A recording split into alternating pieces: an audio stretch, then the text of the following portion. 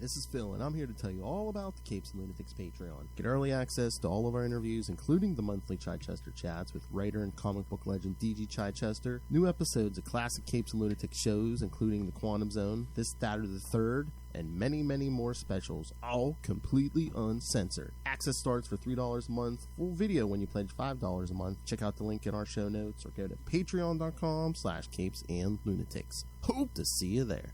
Batman, my favorite character. Or Ray Ray. Hey man, I was just calling him out. Alright kids, welcome back to another week of We Are the Night. the Batman podcast. We're back. Anyway, I am Phil. Joining me, as always, an eternal scourge of Gotham. It is. You know it. Lilith Hellfire. That's right, kids. And this time, we're going to talk Siege from Batman Legends of the Dark Knight 132 through 136. Which I'd forgotten this story, and for some reason I thought it was older, but nope. Well, older than it is. It's like 24 years old, but still. I thought it was even more of a fossil. Maybe it's just one more year and I can date it. Oh, damn. Maybe it's just the Marshall Rogers art just threw me off, because big Batman artist of the 70s. Yeah. I think he has a, maybe he just likes drawing a certain character. It seems like anytime there's a, well, except for the Kevin Smith stuff, anytime there's a Silver St. Cloud story, there's Marshall Rogers. Alright. Alright, should we get those? Yeah, let's do it. Alright, kids. So, Batman Legends of the Dark Knight number 132 from August 2000. Siege Part 1 Assembly. Writer Archie Goodwin, penciler Marshall Rogers, inker Bob Wycheck. Oh my God, Archie, what are you doing here? Colorist Dan Vazzo and letterer Willie Schubert.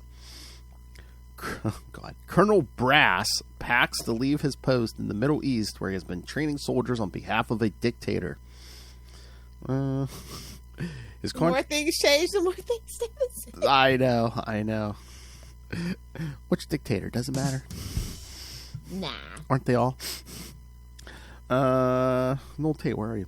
His contract expired at 0900 that morning, and he isn't interested in staying to fight those same soldiers who have now become rebels and are about to take the city. Damn, just really, truly, the more things change, the more things stay the same. Some things never go out of style. We just never. The dictator orders the men still loyal to him to kill Brass, but he is prepared. He summons a helicopter which flies up behind him and begins firing, killing the soldiers. And this is before September 11th. This is 2000. Babes, we've always been in a war in the Middle East. Don't know how to tell you this. It's something called oil. I mean, we've always been in a war, period. That's maybe we were never at war. The pilot, Nightbird, tells him that... Indigenous people. It was only the indigenous people that lived here. We were totally fine on this continent. I know. After that, things went downhill. The pilot Nightbird tells him that that Priest and the cowboys have secured the dictator's escape craft, but with the rebels moving in, it isn't a long-term proposition. Brass says little is these days and fills his mind with thoughts of home. As he speaks, the dictator sneaks up behind Brass, but Brass slashes his throat. As you do. Yeah, basically. Batman is on patrol in Gotham City. He foils an attempted execution of a mobster by a rival gang before heading back to the Wayne Foundation. He changes and goes into the penthouse where he discovers Alfred is missing. Yes, kids, this is set in the 70s when he was living in the penthouse. You know, we really should. They tried to visit it very recently, and I didn't like it. I don't know what it was about that particular story, but I usually get excited for that, but it was just like, no. Yeah, we might have to do more 70s stuff next year. Been jonesing for some pre-crisis stuff. I do not blame you, sir. Same. So yeah, let's expect some of that, kids. Alfred Pennyworth is visiting the abandoned Wayne Manor. He stares up at the portrait of Thomas and Martha Wayne, as we all do, before covering it up. His favorite. He's like when he was in a throuple. Whoa. If you know, you know. I know. He was polishing more than the silver, kids. He stares up at the portrait of he then does the same for the portrait of Thomas's father, Jack Wayne. Keep that in your hat. He then leaves the manor. In your cap. Exactly. Colonel Brass and Nightbird are staying in the Hotel Metropolis. He has a picture of Wayne Manor in hand, and she asks him if he's considering buying the place now that they've closed it up. He isn't. His interest in Wayne Manor runs much deeper than buying or selling. He tells her to burn the photograph while he dresses up for his meeting.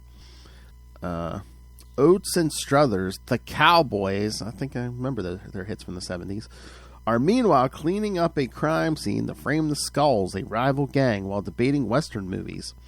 They finish up and drive away to commit a drive-by shooting against the demons, which will look like payback for the Skulls' supposed attack.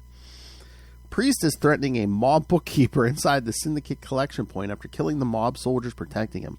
Once the bookkeeper tosses the money to him, he will pull the pin on the grenade. The bookkeeper can then grab Priest's knife and try to fight his way out. The bookkeeper tosses him the bag. After a moment, Priest walks out of the exploding building with the bag. The bookkeeper is nowhere in sight. He tells Colonel Brass that this city is poor hunting grounds for a worthy foe. Don't say that. Yeah, don't challenge somebody's manhood. Batman is in the city prison quelling a riot because it's probably Wednesday. The authorities have contained the riot by pulling out the guards and leaving the prisoners to fight each other before the guards release knockout gas. He heads into the security wing where he finds the mobster he rescued the other night dead and hanging from the ceiling by a rope tied around his ankles. I bet. Gotham goodbye. Okay. Batman meets Commissioner Gordon at the docks where he tells him the riot was instigated to silence the mobster. Batman is shocked that Gordon seems so cavalier about the ensuing gang war, but Gordon's mind is on the car being dragged out of the water. There was a drive-by shooting last night. Teenagers were killed. Teenagers. Inside the car, Merkel finds a cloth in demon colors, and since the driver shot at Skulls, that means there will be 2 gang wars. Colonel Brass is having dinner in Stuffy. Wait, were you just having a fetish for gang wars? Is that what it was? No, it's just a happy coincidence. Scroll on over to the main Capes feed. Again, Lilith, some things never go out of style. Colonel Brass Now, this is what the Penguin should have been based on. Exactly. Colonel Brass is having dinner in the stuffiest restaurant in Metropolis with Silver St. Cloud. Convenient. Maybe. She marvels at his influence keeping the restaurant open past closing and getting them to serve a dessert not on the menu. But she can't accept the job he is offering. She likes the challenge of the job, though she personally disapproves of his business, but she can't go back to Gotham. It has painful associations for her. He takes that as a challenge to change her mind. As they leave the restaurant, Silver asks Brass if she's an appealing woman. He responds, and then some. Hubba. Auga. I mean, really, truly. Well, dear, on a scale of 1 to 10, you're... Superior puss. On the street, she tells... Money to boot. Exactly. On the street, she tells him that she's that can boost a Gotham 7 to a 10. Come on. On the street, she tells him she's going to get a taxi because it's never too soon to begin planning, if she's going to accept his offer. Colonel Brass gets his car and takes off his wig before pulling out a tabloid photo of Silver out with Bruce Wayne. He tells the driver to take him back to the hotel. A soldier can rest for tomorrow's action. Bruce is working out in the penthouse when Alfred returns from his errand to the manor. Bruce says they need to settle into the Wayne Foundation because it's their home now, but Alfred can't bring himself to consider the penthouse home. Bruce argues that the penthouse is more convenient for his... I don't have any throuple memories here. But Bruce says the penthouse is more convenient for his activities as Batman. He knows what that museum means to Alfred, but Alfred cuts him off. Does Bruce know what Wayne Manor means to him? Yeah. Oh, mental gymnastics. Okay.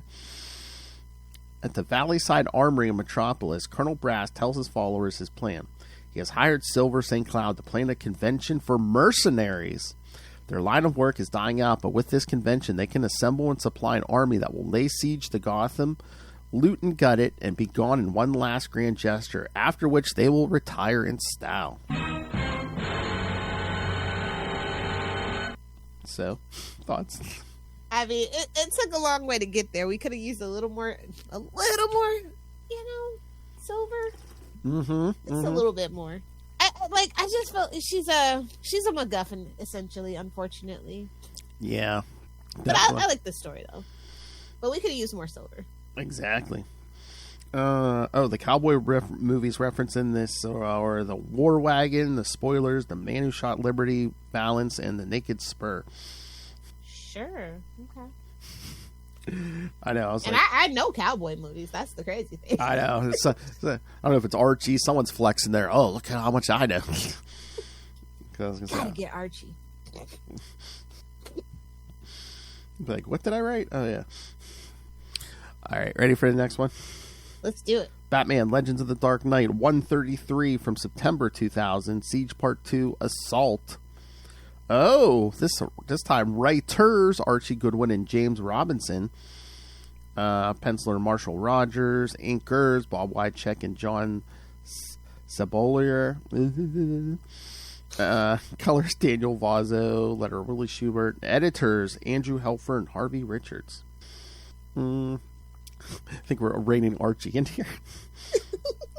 The Demons and the Skulls, two gangs, are involved in a gunfight under a bridge when Batman swoops in and defeats both gangs in an instant.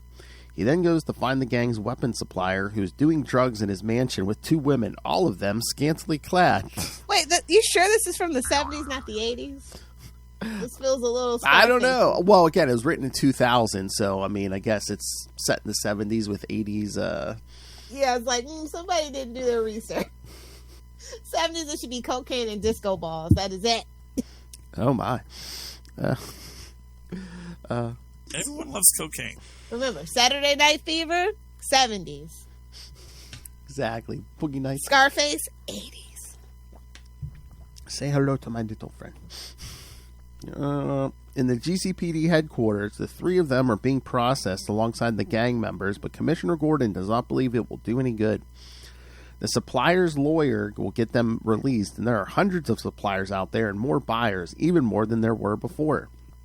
The next morning, Gordon is having breakfast with the mayor and Silver St. Cloud, who has convinced the mayor to okay Colonel Brass's convention for mercenaries. Because it's Gotham. I mean, it's Gotham. They're like, this is the perfect place. Who do you think you're attracting to a convention in Gotham? Let's be real. In real life, if this was a convention, it'd just be all those people out of the back of those magazines that think they're spies and assassins, guns for hire. But they're not. It's like Dale Gribble. They're all Dale Gribble. Oh yeah. Oh please, you know what color hat these people are wearing. Yeah, come on. You'd actually be surprised. Like, as a person that lives in Florida that goes to gun conventions, that's a bipartisan thing in Florida. Oh, that's true. That's true. Yeah, it's whack jobs on both sides. That is true. Or to quote Tim Walz, there's dipshits on both sides. Gordon thinks it is a bad idea, but where'd Lilith go? Lilith disappeared. All right. Shall I kill time? So, yeah, like I said, kids, last time. Well, 2 episodes ago, because you heard Justin last time. Yeah. Oh, don't mind me. Keep going. Okay. It's like, where'd she go? Gordon thinks it is a bad idea, but the mayor says the gang war is scaring away business. The one thing mercenaries aren't is afraid, and maybe a successful convention will convince others that Gotham is safe. Wait, is this LA? You know. Maybe if we have these gun All the homeless people are scaring everyone away. Have you tried helping your homeless population? No? Okay. We're not busting them to Metropolis. Exactly. Silver shows Gordon her plans for the event's security, which impresses him as the restaurant's maitre d' notices Bruce in disguise and escorts the unfamiliar man off the premises. Bruce retreats to the Batcave in the Wayne Foundation, but his injury and bad coffee force him to leave the Batcave and search for Alfred, who has to go all the way to Wayne Manor to find Alfred staring up at the portrait of Thomas and Martha Wayne. Boy, he's reminiscent about that throuple. Alfred believes Bruce moved to the Wayne Foundation because... And he's like, they left me with their kid, not their money? What the heck?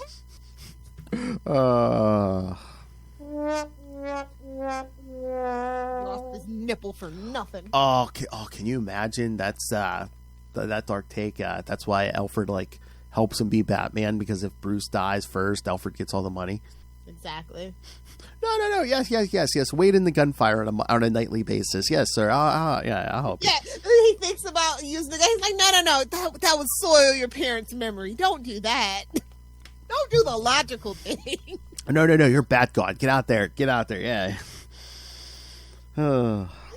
Stoking the fires of that psychosis. I love it. That's my headcanon. I don't care. Alfred believes Bruce moved to the Wayne Foundation because he was fleeing his past, and he says Bruce's grandfather, Jack, constructed Wayne Manor to be a constant. He built it brick by brick. We built this city on old white money. Exactly. Nightbird drives Colonel Brass into Gotham City and drops him off in an abandoned monorail station where he meets his other... where he meets his other partner, Priest. They climb to the top where Oates and Struther are hiding weapons underneath garbage. The four discuss... Paul and Oates? What now? That's what I said. I love their music in the 70s. The four discuss their plan to distract Batman and Gordon with the gang wars while they make a fortune looting Gotham with the mercenaries Brass has hired. Priest appreciates his plan, but he wishes he had the opportunity to fight Batman himself. Babes. An old man, what are you doing? It's on his bucket list. Let's do a celebrity boxing match. Come on. Bruce runs into Silver St. Cloud at the Wayne Foundation, and she admits that she deliberately came by to see him. He confronts her about the suddenness of their breakup. Silver suggests they try again, but Bruce is distracted by the bat signal and walks away. In the Batcave, Alfred tells Bruce that a sensor went off at one of the mob-affiliated legitimate businesses he keeps watch on. A legitimate businessman. A waste disposal plant owned by the Bandazzi family. Batman stops an attempt by the Abonzi's enemy gang to blow up their property and frame them for arson, preventing them from using the plant and from collecting the insurance money. As Colonel Brass and Nightbird move to enact their plan, they remember how he became aware of the spur line. As a child on the streets, he came to the attention of Jack Wayne by getting into fights with his bribed police officers, and Jack hired him as a soldier who kept an eye on Jack's slum business project, even exposing his site manager for stealing materials. Jack took a shine to Brass, comparing him negatively to his less athletic and more compassionate son, Thomas. But eventually Brass began to go too far. In the present, Brass and his followers arrive in an abandoned monorail station underneath the convention center where Silver is finishing up her preparations. Brass's appearance surprises her, but he says he has only come for a once-over and that she should leave to get some rest. I'm going to come and I'm going to go. Silver goes, but as she leaves, she remembers that there's only one way in or out. Hail. And the guard on duty should be... good for her. Making boundaries. And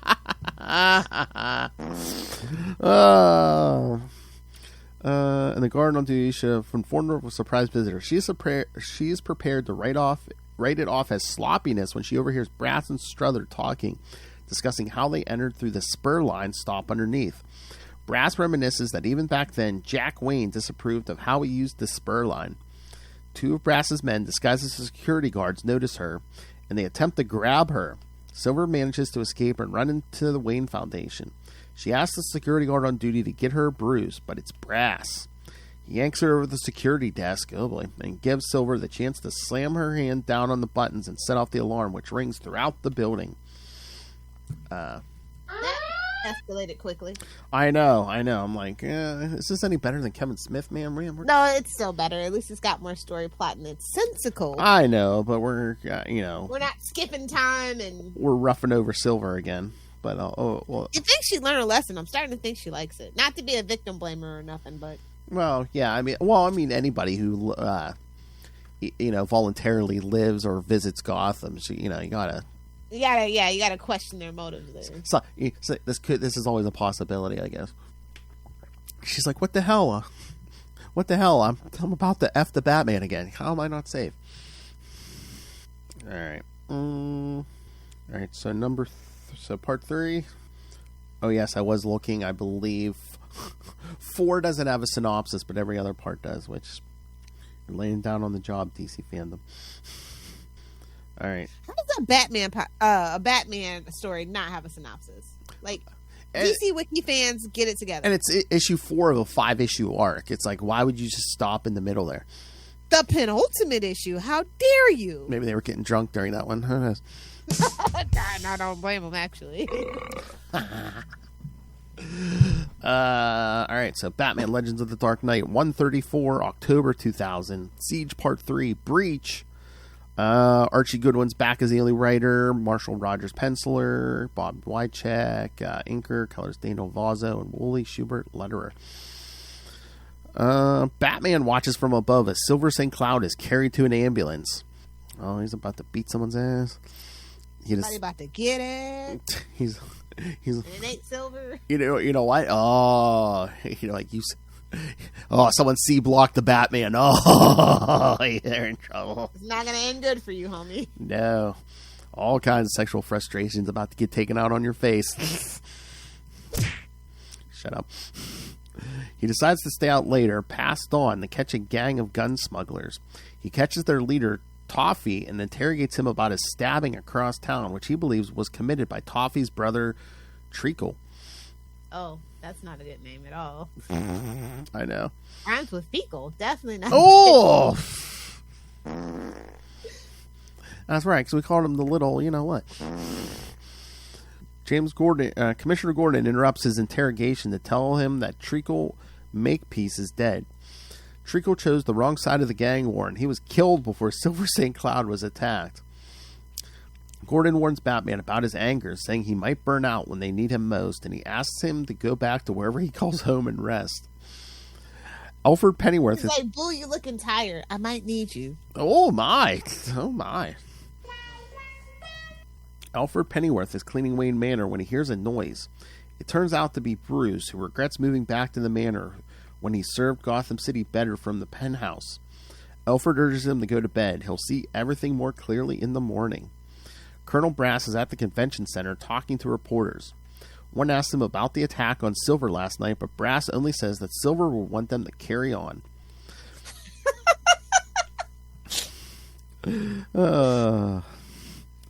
Brass and his followers leave the reporters behind and go out onto the roof to wait for their helicopter.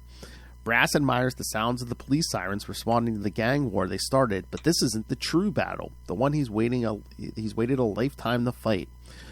Flashback again. Years ago, Brass is in a boat with a Mr. Scabetta and his friend smuggling alcohol during Prohibition, while the United States Coast Guard bears down on them. When his friend is shot, Brass shoves him out of the boat, and Brass and Scabetta continue to Brass's new suggestion for a hideout, the future Batcave. He suggests building an amusement park overhead to keep the police from investigating their actions too closely. But Jack Wayne owns the property, not him. Bootlegging. What is this? What is this, Spider-Man? I think this is a reference that they're the Kennedys, because that's how they made their money. Era. Oh, okay. Era. Brass goes to meet Jack, but their conversation is cut short when Jack is hit by a car. I think I've heard that joke. Thomas Wayne emerges. Batmobile lost its wheel. Wait, it's not December yet. Sorry. Two bootleggers having a conversation. See, one gets hit by a car. Thomas Wayne emerges just in time to see his father get hit, and while Brass chases after Smitty, the driver, Thomas applies first aid, saving Jack's life. In the hospital, Jack seems to appreciate his bookish son for the first time. He tells Brass he handled the business while he's recovering. He hasn't let Jack down yet. Brass quickly proves himself a violent, heavy-handed manager, just like Lilith, and he handles a labor strike with violence. My employees love me, I'll have you know. I know. The surveys say so. The anonymous, non-anonymous surveys say so. I was going to say, those things aren't really anonymous, huh? Strike with violence and threatens the employee who questions his actions. When Jack returns, he comments that Brass didn't handle things the way he would have, but now that he's back, he will do things his way, and he'll stop putting off his passion project, Wayne Manor, which he begins building on the site Brass intended for his amusement park. When Brass... well, trust me, kid, it's going to be an amusement park. When Brass reveals that he intended the land for and the illegal means with which he... Got a dinosaur and a big penny and everything. Butler parties. Jack calls him out for his ties to mobsters, and he blames himself for steering Brass astray. Jack rejects the gold bullion Brass got as a down payment from the mobsters, and Brass angrily throws the bars down into the foundation of the house. Brass storms off.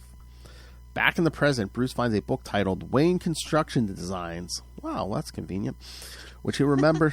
They've got their hands in everything. Hey-oh! Why do you think Silver's back? Which he remembers from his childhood and believes could help him now.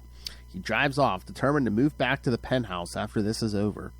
Batman returns to his work as Brass, in his helicopter with his followers, starts the real war, blowing up a building downtown.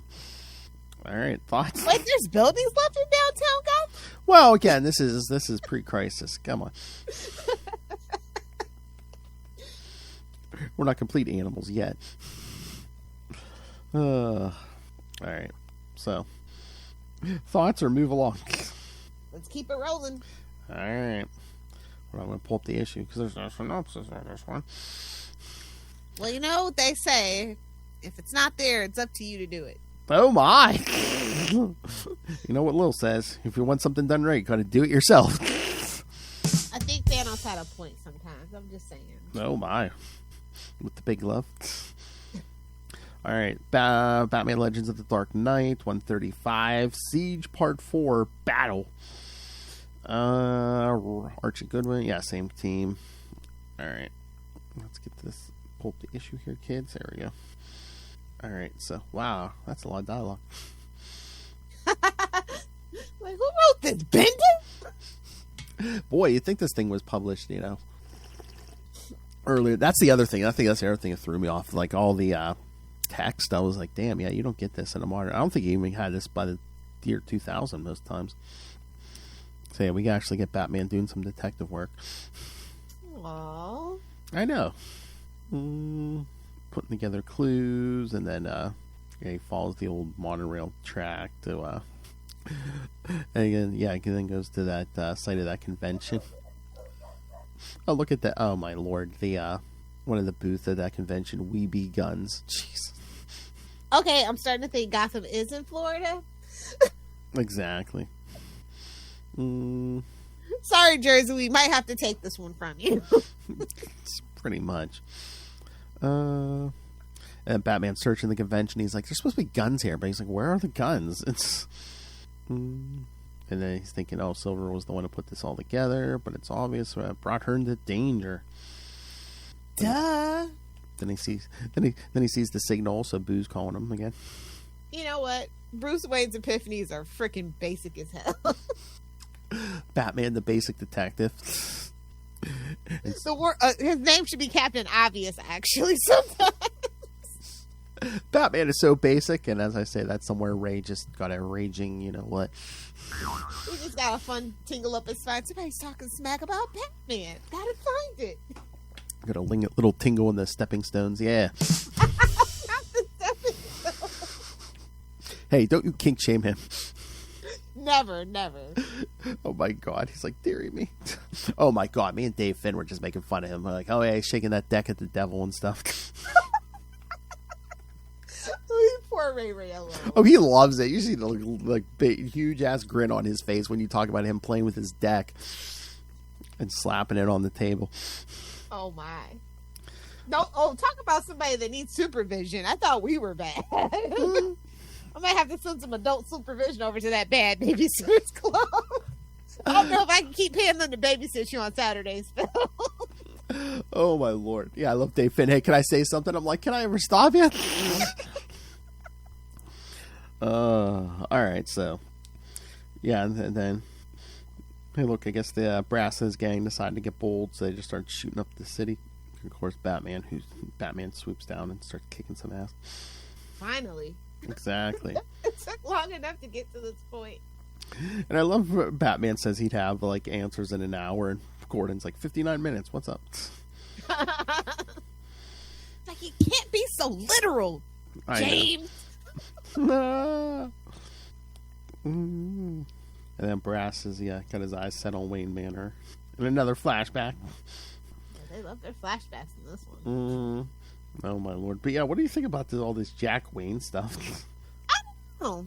I mean, I don't know. Well, I figured that their money was more generational than just 2 or 3. But I don't know. Yeah. Well, again, it's like depends who's telling the story. Because I mean, there's been stories that that cave's been used for the Underground Railroad. Yeah, that's what I was saying. Like, that's my that's where I'm at for my timeline is canon. That is, I mean, that cave is holding this whole timeline together. I mean, but the Underground Railroad. Now there's bootleggers using that cave. I mean, all kinds of stuff went through that cave.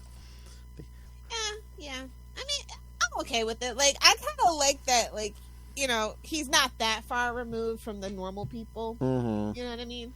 Or at least on his dad's side. Maybe that's the whole point. Like, his mom is definitely old money, more than 3 generations. Vanderbilt, Rockefeller status. You know what I mean? Yeah. I mean, his dad, as a doctor, maybe upper middle, that whole thing. I could see it. Yeah. And I mean, at this point, I just feel like that big dinosaur actually is covering up real dinosaur bones. I'm pretty sure. That's where he gets the oil for the Batmobile. Oh, true. Crude oil. What? Gotta be self-sufficient, baby. He's got some oil rig out on the freaking harbor of Gotham. Exactly. All right. Should we get to the last part? Yeah. Since we just talked to Penultimate, take a drink, future love. We'll do, buckaroo. All right, so Batman Legends of the Dark Knight 136 from December 2000, Siege Part 5, Defense.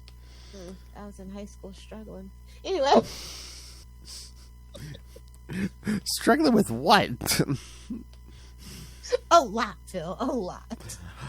Oh my god, he broke up with me. That's right, kids. High school is hell for everybody.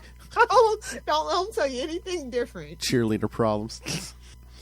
All right. Wayne Manor has just been breached by several thieves. One of these thieves talks on the radio, but he does not get a response from his other partners. One of the thieves finally responds. Priest! The first thief tells Priest that Strother and Oates aren't responding. Something's wrong. Suddenly, the Batman flies in. On the roof of Wayne Manor, 2 other thieves explode the roof and make their own entrance. The 2 hop down. The man, Colonel, admires the building.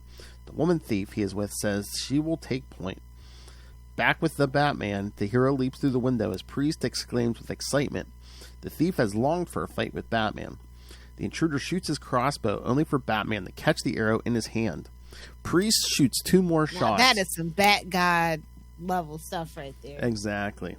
Priest shoots 2 more shots, but Batman catches both without breaking a sweat. Mm-hmm. It's on that juice! Out of arrows, the henchman pulls out his knife and charges at the Dark Knight. They begin to He's like, fight. A knife? That's not a knife. This is a knife. That's a knife. No, this is vengeance. Oh no. You don't want to hear Batman say that. I know. You'll hear that Nirvana playing next. Are you crying? Why are you crying? But that's your eyeliner smudged. Okay. I'm sorry. I have vengeance. Okay, guy liner. With the other thief, Colonel, he is walking with his partner, whom he addresses as Nightbird. The 2 are walking down a strange crypt when Nightbird asks about the gold.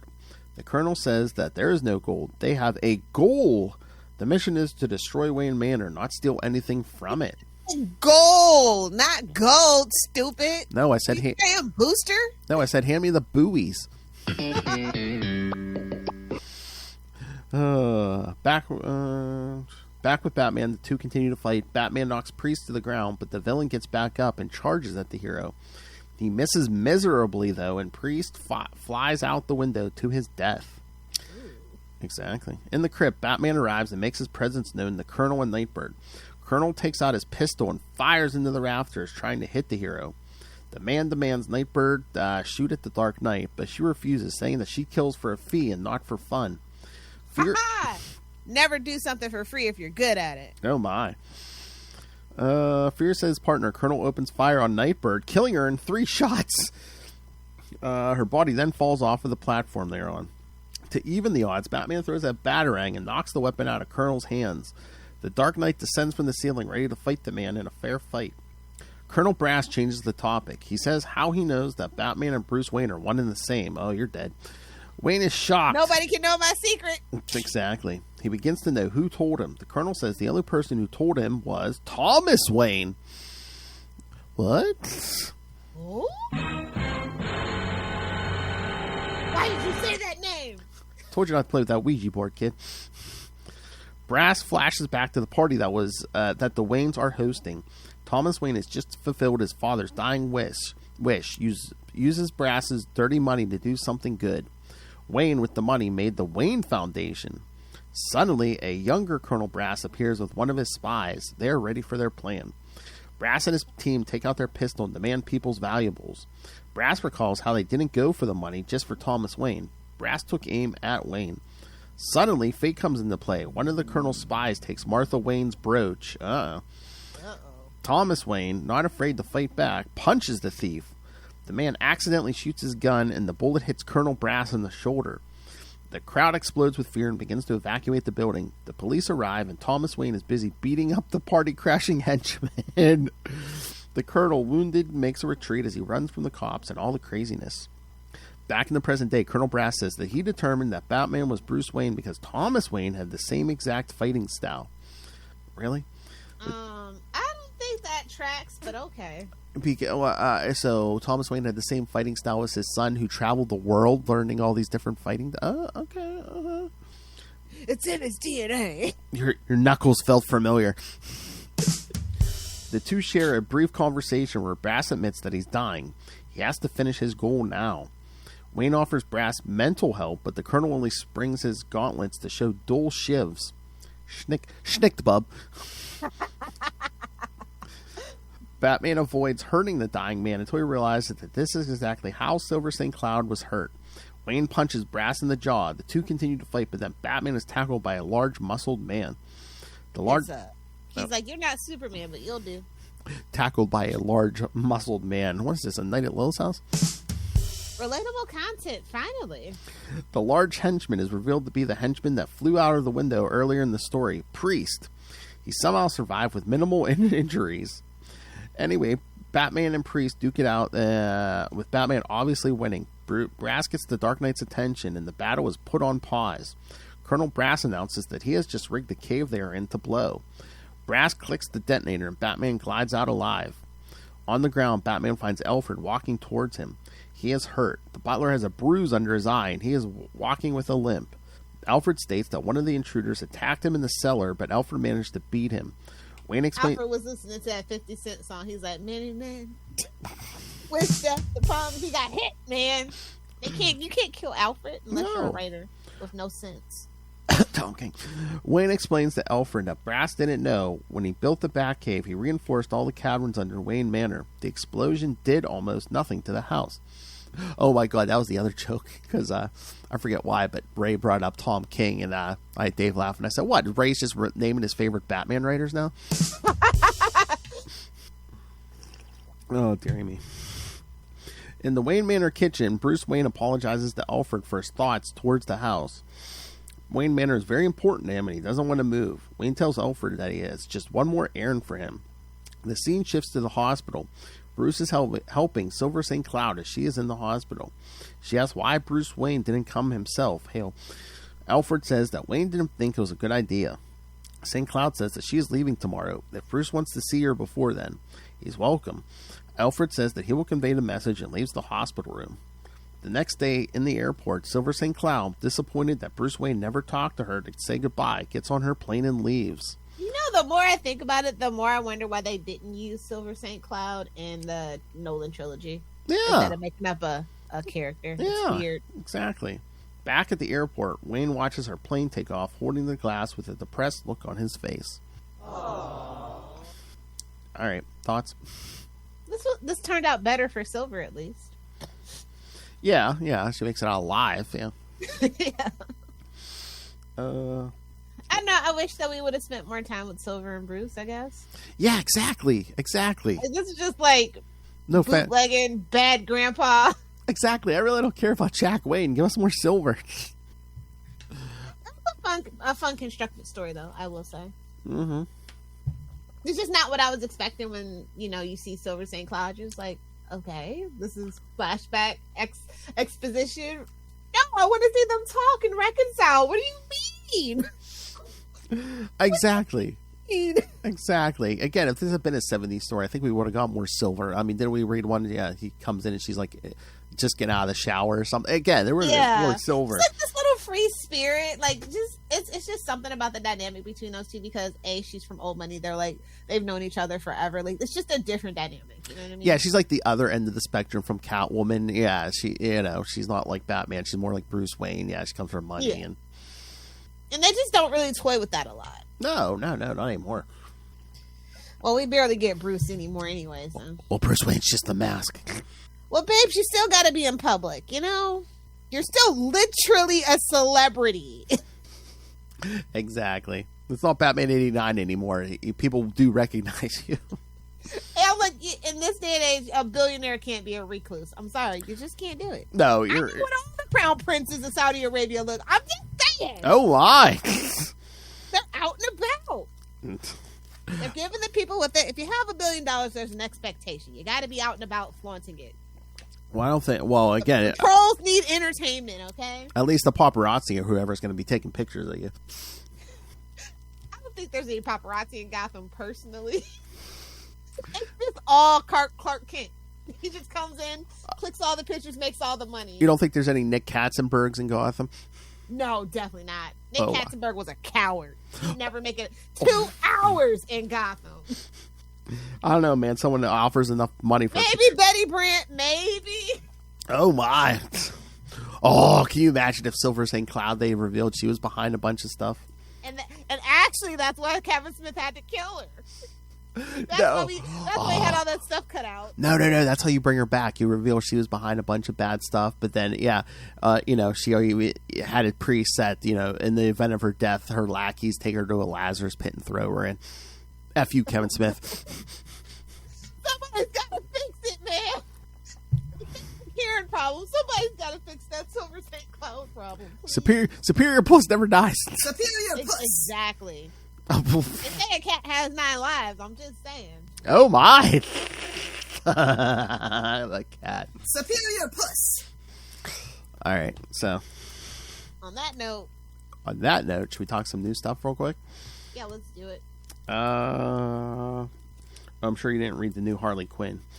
No, but you can tell me about it briefly. All in. It's not bad. New creative team. It's back to street level. She finds out the old neighborhood she used to live in that used to be pretty like a bad neighborhood's getting, I don't know if it's like gentrified or this big business is moving in, so she's basically moved back here to help the little people. Oh, I don't know if this is, she kind of got like a new costume. I don't know if this is sticking around, but. Oh, that was the actual costume? I guess, yeah. Yeah, because you kind of see it on the cover. Like I said, I don't know if it's going to outlast this story or not, but I mean, at least she's not scantily clad. I mean, that was the only thing really keeping me... Oh, my. Even mildly interested. I mean, couldn't you do a thing where... I heard what they said the part of the city she moves into is like Cutthroat Hill, and I'm just like, oh, could you try any harder? I know. I was like, really? Oh, yeah. But it's gentrified, so it's okay. She's kicking out the gentrifiers, see? Woke Gen Z and Alpha will love this! And she's fighting big business, yeah. Like, late stage capitalism is the worst, where they can't even recognize the irony. I mean, it seems like a lot of the, like, recent Harley runs is like, they're trying to make her a hero for the millennials or whoever. Yeah, definitely not the millennials. The millennials want her back with Joker. I mean, not me. Oh, yeah. Not me, but a good hefty chunk. Because she's lost the plot. She's got to get back to her roots. Yeah, it almost feels like they don't know what to do with her a lot of times if she's not with, like, Joker or Poison Ivy. She's just a loose cannon's what she is. Yep.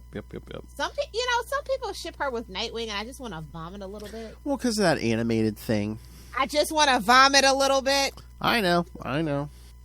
Anyway, let's see. You want to talk Batman, the Brave and the Bold, number 18? Sure. What is going on? What? It's so much. And then I was like, oh, they actually got some Aquaman and some Miss Mark. I'm like, okay, there's a lot going on here. Yeah, I know. And we wrapped up that Constantine and Streaky story. I know, it's just like Streaky gets action in the Batman Brave and the Bold, but not the actual owner's book. Okay, that's fine. I know. Streaky's game's like getting... Streaky's out there doing Streaky's thing. Streaky's getting more play than, the owner these days. It's wild, but I thought it was really cute. I had a good time with this book. We need more anthology books, I think, where we don't have to be worried about too much. I think, like, when you give the writers that chance to have fun, they take it and run with it every time in such an interesting way. You know what? I'm thinking now, I think this might be, like, the more modern version of Legends of the Dark Knight instead of, like, you know, arcs that take place out of continuity. They're just doing anthologies now. Yeah. I think it's serving the writers in a better way. And, honestly, didn't even bat an eyelash that it was $8. Yeah, no. Yeah, we had a lot of good writers and a lot of good artists on this one. So, yeah, but I did like the Batman story, and then the Batman story's good. But like, I'm always surprised about the other stories that they choose and why. Yeah, I know. Well, again, Batman's the name Batman selling stuff, of course. So you got to at least give them something in the beginning. Exactly. And then, that Robin story with Killer Moth. It's just like they hurt us. We were kind of joking, but if you want to do it, do it. Scream it! They're like, there was an uptick in Killer Moth for some reason a couple of months ago. You think we should do a Killer Moth story? There was 1 month where Killer Moth mentions went through the roof. By that we mean it was like at least 5. And they all seem to come from the northeast of the United States. Exactly. Scream it! But yeah, I was kind of annoyed with the book at first. Like, I didn't know really what they were going to... Because Brave the Bold means something different to certain people depending on what generation you are. You know what I mean? Oh, yeah. I know exactly. I was just like, okay, let me see what they're actually going to do with this one. And they've been doing a pretty good job. Yeah. I still miss our old anthology series, but it's fine. I know.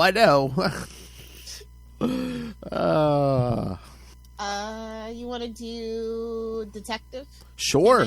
Yeah. Again, like we were saying earlier, like I can't believe we're almost at 1100. I know. I wonder what they're gonna do for it. I don't know. They probably won't do anything for it like they did for the 1,000, but it's still a big accomplishment. Yeah, because it's like they really didn't do much for the 1050. It's so because it'll be next year. It'll be next year, but I mean, the Batman's 85th is this year. So yeah, I don't know. Honestly, if you're not a collector, you wouldn't even know it was the 85th anniversary. I know. Like all the toys are like 85th anniversary, all the merch 85th anniversary, the books. Nah, it's okay. It's weird. I think it's weird. I know. I don't know what they're doing. Again, like we said, a lot of the anniversaries they seem to skip over the last few years. It's like that's the one thing I don't want you to skimp out on. That is what I actually save up my money for every 5 years. Thank you very much. Exactly. I want hardcovers. I want re-releases. I want omnibuses that I've never seen before. You know? Yeah, I know. want one-shots. I want an album. Like I got a little library to maintain here, and actually we need a new encyclopedia while I'm manifesting here. That one's real outdated, guys. Exactly. Also, the Marvel one, they haven't put out a new one in a while. Oh, true. They just don't care about the real fans that are into that stuff anymore because they don't want to care about their continuity. I feel like everybody doesn't care about continuity. Yeah, that's the thing. They don't want to be like, hey, look at what continuity we're not sticking to. I still think it's cool to do it. Yeah. To pretend like you have some semblance of of control and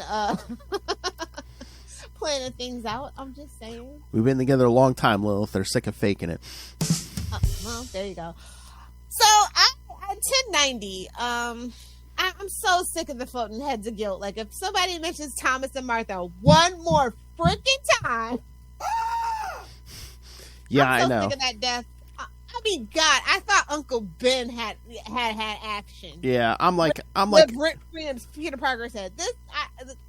I know. I'm like, I liked it, but I was just like, really, we're coming at Thomas and Martha Wayne from another angle. I'm like, how many times? There's no other angle to come from. We've been here a billion times. It's like, well, what about this thing you didn't ever know they did it's before like they Wolverine died? At this point, we're living in between the pages of that 20-second interaction. Because from a traumatized 8-year-old boy. It's the same thing. Yeah, it's the same thing with Spider-Man, Batman, all of it. It's basically like, oh, here's the secret conspiracy you didn't know about. This is like worse than the freaking first 3 seasons of The Flash, where every season finale we had to watch his mom die from a different angle and another future Flash. I can't take it anymore, man. Hey, we got those people rest in peace. Hey, we got his dad out of jail. Oh, he's dead. Ugh, what a waste. What a waste of butter. I know. John Wesley ship. I'll never forgive them. I mean, I'm willing to give Tom Taylor the benefit of the doubt. Yeah, this is his take. This is how he sees it, I guess. And this is going to be I guess he needs to set the motivation for what his Batman's going to be, I guess. Yeah. But babe, starting off with Thomas and Martha Wayne, literally I get the whole Batman v Super. Why'd you say that name? I can't take it anymore. I know. But I love Mikhail Janon's art on this. Yes, they knew they ate a little bit with giving him that artist for sure. Oh yeah. I mean, I was like, I'm excited. I mean, again, I was kind of waiting for that last. A lot of setup, and I don't know how I feel about the villain though. Yeah, again, we don't know a lot about the villain yet, but yeah. I think there needs to be an editorial ban on trying to make a mark. I think you need to just stay within the canon confines for a little bit sometimes. Yeah, I think Thomas and Martha have to go in the Joker category. It's like, let's maybe take a break from them for a little bit. Yeah. I don't think they have editors over there anymore. Everybody's just doing what they want to do. They gave them the initiative and said, pretty whatever. much. We'll see what happens. Seems pretty much that's what they're doing, yeah. We'll see what happens. But that's okay. I'm still willing to give him a chance to see where it goes, but he better not come back to this for the rest of his run. That's all I know. Yeah. Because again, he just kind of gave a twist to Dick Grayson's origin too. So I was just like, boy, we're coming out of the gate with the Bruce Wayne one now. Okay, trying a little too hard there, but if it ain't broke, don't fix it. Exactly. All right, and also we got, before we ran out of time, the last issue of Death in the Family. Robin lives. Yes. How do we feel? I liked it. Again, I thought it was interesting what they did, after. It gave me Batman Beyond vibes, that's all. Yeah, especially at the end when they show where everyone kind of goes from there and stuff. And yeah, I like this little, sorry, wrong company, but I like this little what if story. Yeah. This is not an Elseworlds tale. This is a what if story. And they kind of leave it open at the end where someone could come back to this. Yeah, well, my friend, they're coming back. I was gonna say, did it do good numbers? Because I could see them. Well, it's JM, so of course. Well, yeah, I was gonna say I could see them saying, "Oh, hi." You know what? The real, true Jason Todd fans really like this story too. I mean, Jason was always a little off his rocker anyway. Even though I feel like Bruce actually related more to Jason, but still kind of and because of that, he kind of treated him like literally the redheaded stepchild a little bit. Don't be like he literally almost did kill the Joker. Everybody forgets that. Everybody likes to casually gloss over it. Superman literally had to stop him. People always forget it, but so that tells you a lot. He wouldn't do it for Damien. That's all I know. Well, yeah. I know. You know what? Now that you said it, yeah, pre-crisis Jason was more like Dick, but then post-crisis Jason, yeah, definitely it was a Bruce. Yeah. So I like that dynamic, and I found this really interesting because I felt like he took the dynamic, kind of gave it a mix of both. Mm-hmm. So yeah, I liked it, but this is very much a what if story. Oh yeah, anywhere else, because Elsewhere Tales just kind of have a different vibe, and we haven't really had a proper one in a long time. I mean, I would love for him to come back to this and do more of this because again, I mean, we leave it interesting. The whole that's a big sticking point. We left it open. what if Crisis never happened? Where would we be? Kind of thing. Almost. Exactly. Yeah. Because again, you left it open with Jason. Especially, I want to see him explore where they left Dick at the end of this. Yeah, I was like, oh my. And Bruce, I mean, his I could see it for Bruce. Bruce's retirement plan. Yeah. So yeah, good book. Yes. I'm glad they only made it 4 though. Yeah, that gives them an opportunity to still have ideas. You know what I mean? Like, I feel like 4 is good, solid. You get 1 to start, 2 to really give the meat and potatoes of the story, and then you can finish strong with the 4th. Yeah, I feel like that's a pretty good formula. I wouldn't be surprised if 2025 we didn't get a sequel to this. I'd probably say they're probably going to give it 2 years if they are going to give it a sequel. Let it marinate. Yeah, or at least maybe give us an announcement like, oh, hey, no more's on the way. Yeah. I mean, that's if he even wants to go back to the well, you know? I'm trying to remember. He might have said something about another Batman project, so maybe that's it. I don't know. I like getting in his head in this world. It was pretty interesting look, for sure. Oh, yeah. I think that's yes, because Nightwing 119 came out, but you can listen to me and Kristen on Nightwing News. I prefer Kristen's take. No offense. if you want the more upbeat, you can tell her I said so. If you want the more upbeat take, yes, check out Nightwing News with Kristen and not Lilith Hellfire. All right, well, I guess we can wrap it up. Give the kiddies their homework. All right, so yes, kids, next 2 weeks, more Silver St. Cloud, as we cover Batman Dark Detective 1 through 3 next week. Batman Dark. We gotta clean up the mess Kevin Smith. Exactly. Batman Dark Detective 4 through 6, and then it'll be the end of the month again, and Justin will join me for another Azrael episode. Boy, I don't know if he wants to come back and talk more Batman with us, because he was like, "You got schedule done for next year." He's like, "I want to see what you're doing, so I can pick up something to drop in on." Just jump in. Doesn't need a special occasion. He's more than welcome. Well, I think I don't know if he wants to.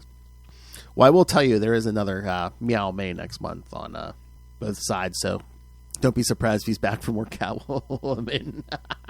Is that our new Gobble Gobble? I mean, like I say, if nothing else, it's popular with Justin, so yeah. Don't forget to change Marvel Tales to TAIL. Oh, yes. Oh, no, we're not doing any over there. Oh. We can do some Tiger. Come on. We did this. Way back into the fold with that one. I know. We did it last year, but I forget what we got. Oh, well, man, we're packed. Again, we got so many Marvel movies, too. Thunderbolts. I can't relate. All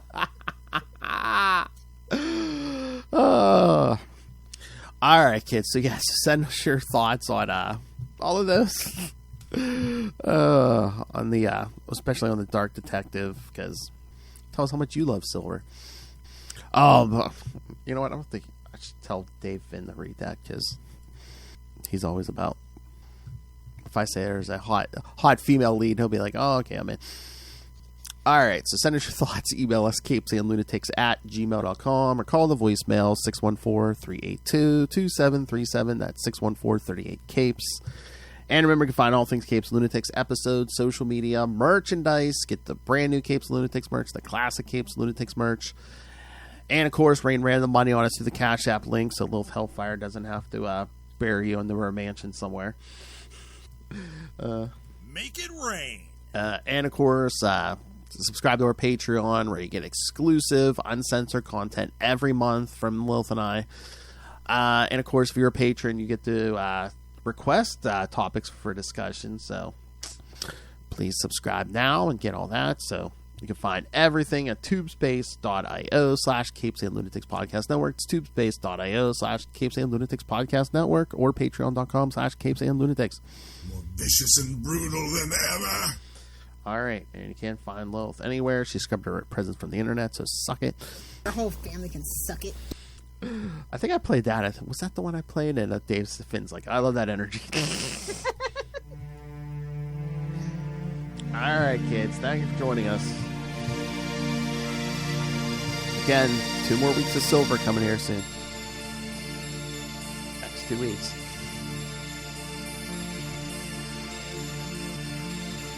All right. And remember, kids. Your family made money off bootlegging. Well, your family might have run for president.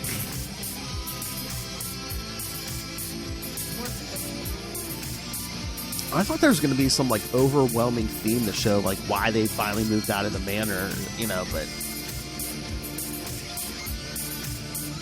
He's too lazy. He hates traffic. That's it. no, that's true.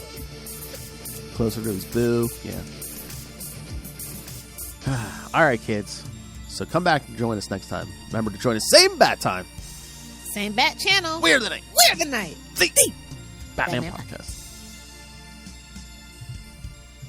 Never gets old. Silver bells. Oh no.